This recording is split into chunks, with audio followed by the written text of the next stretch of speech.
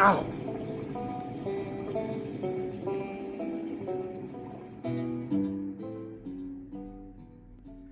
So we got the sporty Power Wagon going with these wheels on there. They're not on there for good. They're just on there while I'm working on some wheels like those for him. I got from FMS a set of wheels for this, and there's some small scale stuff. So I also received my replacement tire, Hyrax tires.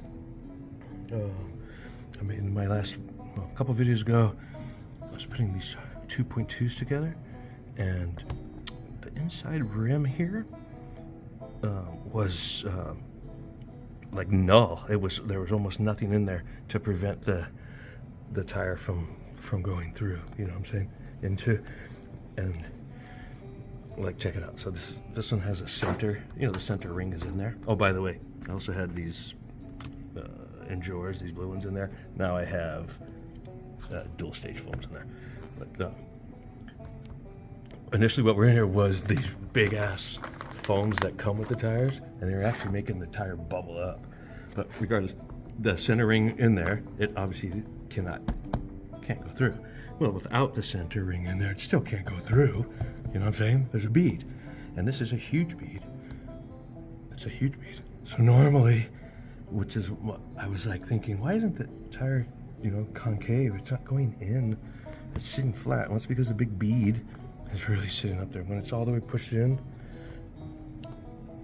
it doesn't really deform the tire very much. So this isn't going to be, you know, like a tire that looks like this, where it's actually, you know, concave in. It's more of a flat deal. Anyway, that brings us to these.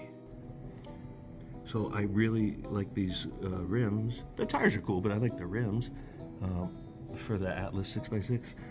So I want to put them on this truck. Right? So these are just on here while I mess around with the, you know, testing these out. I'm gonna use the tires that came on this truck, which are pretty nice Proline tires. They're right here, and they have little foams in them. They're cool. I'm gonna use these tires with those rims. So I ordered the rims from FMS. Right there, and they didn't come with any hardware though. Hardware means screws. So it's the three pieces, the center and the, you know, the back and front with no screws. I'm like, so I emailed FMS and I called them also, and I said, hey, should I just return them, or that's kind of how I deal with stuff.